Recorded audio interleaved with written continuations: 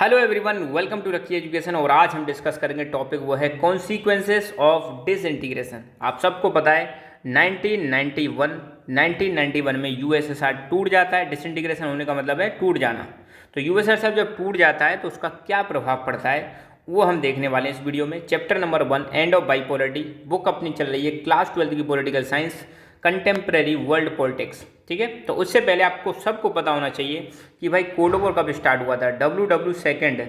World war second कब खत्म हुआ था? 1945 में। जब वर्ल्ड वॉर सेकंड खत्म हो जाता है तो उसके बाद दुनिया में दो शक्तिशाली देश निकल के आते हैं। एक था यूएसए और एक था यूएसएसआर। ठीक है, यूएसए तो आज भी है, यूएसएसआर मगर आज भी नहीं है। तो 1945 में ये दो देशों के बीच में एक जंग स्टार्ट हो जाती है जिसको बोला गया कोल्ड वॉर। और ये कोल्ड वॉर कब चलता है? 1945 से 1991 के बीच में। और ये खत्म कब होता है? 1991 में। खत्म कब होता है? खत्म जब होता है जब यूएसएसआर टूट जाता है। तो यहाँ पे यही बात कही जा रही है कि यूएसएसआर जब टूट जाता है 1991 में, जब इसका डिसइंटीग्रेशन हो जाता है तो उसके बाद एक ही देश निकल के आता है जिसका नाम है यूएसए। इसकी मतलब हेजेमनी स्टार्ट हो जाती है पूरी दुनिया में। ठीक है, कोल्ड वॉर के टाइम पर दुनिया में बाइपोलर दुनिया थी। बाइपोलर का मतलब है दुनिया में दो ही पावरफुल देश थे, एक यूएसए और दूसरा यूएसएसआर। ठीक है, तो अब हम देखेंगे कि जब यूएसएसआर टूट गया तो उसका क्या प्रभाव पड़ा, ये हम देखने वाले हैं। Consequences of disintegration. यहाँ पे ये जो मैप देख रहे हो आप, पहले ये जितने भी देश हैं यहाँ पे दिखा रखे हैं ना 15 देश, ये सारे मिलके एक ही देश बनाते थे, USSR, union of Soviet socialist Republic. ये देश बनाते थे। मगर 1991 में जब ये यूएसएसआर टूटता है तो ये 15 देशों में टूट जाता है। यहाँ पर सबके नाम दे रखे हैं: Armenia, Azerbaijan, Belarus, Estonia, Georgia, Kazakhstan, Kyrgyzstan, Latvia, Lithuania, Moldova, Russia, Tajikistan, Turkmenistan, Ukraine, Uzbekistan. ये सारे के सारे देश once upon a time was the part of USSR. ठीक है, यूएसएसआर का पार्ट हुआ करते थे। तो मेन कॉन्सिक्वेंस क्या हुए? कॉन्सिक्वेंस वर्ड कभी भी आए तो कॉन्सिक्वेंस का मतलब होता है रिजल्ट, परिणाम। तो डिसइंटीग्रेट का मतलब टूटना।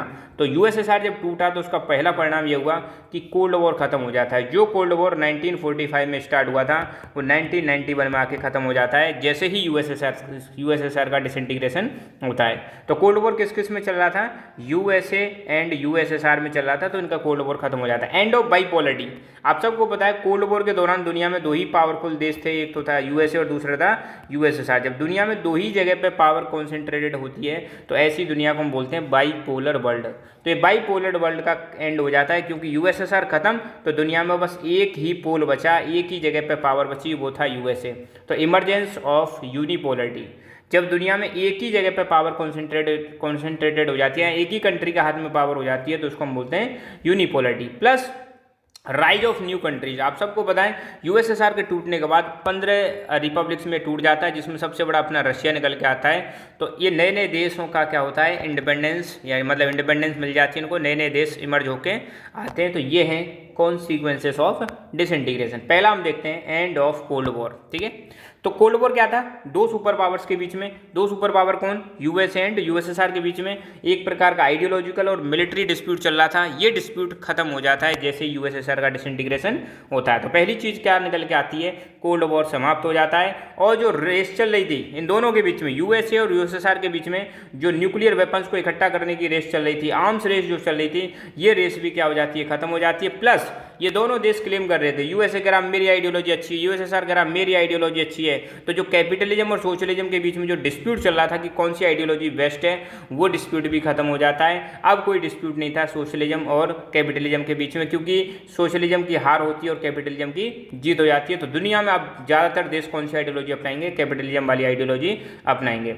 दूसरा कॉन्सिक्वेंस है एंड ऑफ बाइपोलरिटी या इमरजेंस ऑफ यूनिपोलरिटी। सिंपल सी बात है, बाइपोलरिटी का मैंने बताया था, जब दुनिया में दो जगह पे पावर कॉन्सेंट्रेटेड होती है तो इस दुनिया को हम बोलते हैं बाइपोलर वर्ल्ड, है ना। तो कोल्ड वॉर के दौरान दुनिया कैसी थी? बाइपोलर थी। मगर जब यूएसएसआर खत्म हुआ तो दुनिया में एक ही देश बचा, और वो देश कौन सा? यूएसए। अब दुनिया में दादागिरी चलती है किसकी? यूएसए की।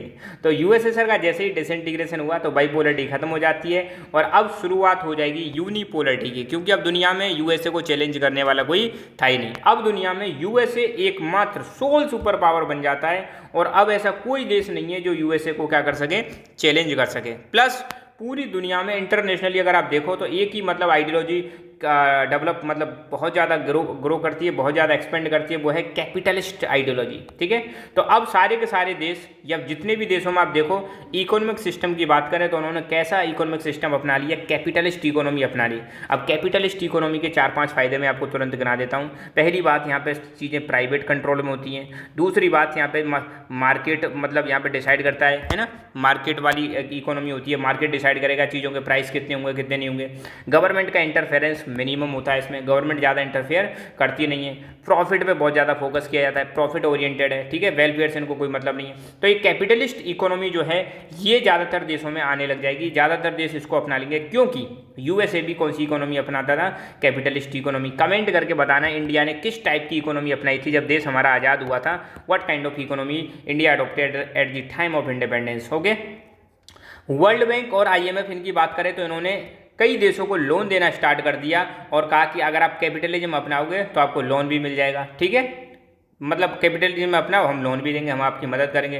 दुनिया भर के जितने भी पॉलिटिकल सिस्टम है वहाँ पे लिबरल डेमोक्रेसी को प्रमोट किया जाने लगा, क्योंकि जहाँ पे सोशलिज्म था ना वहाँ पे आपको पता है वन पार्टी रूल चलता था, एक ही पार्टी का मतलब शासन होता था और डेमोक्रेसी वहाँ पे थी नहीं। ठीक है, तो जिन देशों ने जैसे ही मतलब यूएसएसआर का एंड होता है तो ज़्यादातर देशों ने लिबरल डेमोक्रेसी को अपनाना स्टार्ट कर दिया, क्योंकि लिबरल डेमोक्रेसी में क्या होता है, आपको इलेक्शन लड़ सकते हैं, अपोजिशन पार्टी जो होती हैं, इक्वलिटी पे फोकस होता है, फ्रीडम पे फोकस होता है, तो ये सारी चीज़ें होती हैं लिबरल डेमोक्रेसी के अंदर। तीसरा जो हमें चेंज देखने को मिला, कॉन्सिक्वेंस तीसरा देखने को मिला, वो था राइज ऑफ न्यू कंट्रीज। तो जैसे ही यूएसएसआर का एंड हुआ तो बहुत सारे देश इंडिपेंडेंट हो जाते हैं, मतलब 15 देशों में यूएसएसआर टूट जाता है। तो 15 जो रिपब्लिक थे यूएसएसआर के, अब ये इंडिपेंडेंट हो जाते हैं और ये अपने इंटरेस्ट के आधार पर, अपने चॉइस के आधार पर अब मतलब ये पॉलिसी को चला रहे हैं, अपने देशों को चला रहे हैं। प्लस कई सारे जो बाल्टिक नेशन थे, बाल्टिक नेशन में ध्यान रखना 3 देश आते हैं, लातविया, लिथुआनिया, इस्टोनिया। मैं आपको दिखाऊंगा, चिंता मत करो ना। तो बाल्टिक नेशन की बात करें और ईस्ट यूरोपियन कंट्रीज की बात करें, इधर साइड में जो कंट्रीज है इनको हम बोलते हैं ईस्ट यूरोपियन कंट्रीज। ये चाहते थे कि यूरोपियन यूनियन या नाटो को ज्वाइन कर लें, यूरोपियन यूनियन या नाटो को ज्वाइन कर लें। नाटो आपको पता है कैपिटलिस्ट कंट्रीज जो थी यूएसए की, जिनको लीड कर रहा था, उनका एक ग्रुप था, मिलिट्री ग्रुप था। ईयू एक इकोनॉमिक ग्रुप है, कहाँ का, यूरोपियन यूनियन मतलब यूरोप का।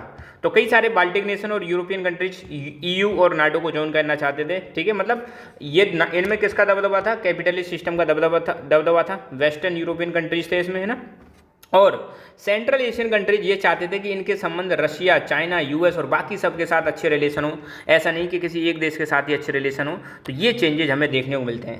अगर कोई पूछे बाल्टिक नेशन कहाँ हैं, तो बाल्टिक नेशन कौन कौन से हैं, तो आपको पता होना चाहिए। तो देखो यहाँ पर एक सी है जिसका नाम है बाल्टिक सी। तो बाल्टिक सी के पास यहाँ 3 देश आते हैं, इस्टोनिया, लातविया, लिथुआनिया।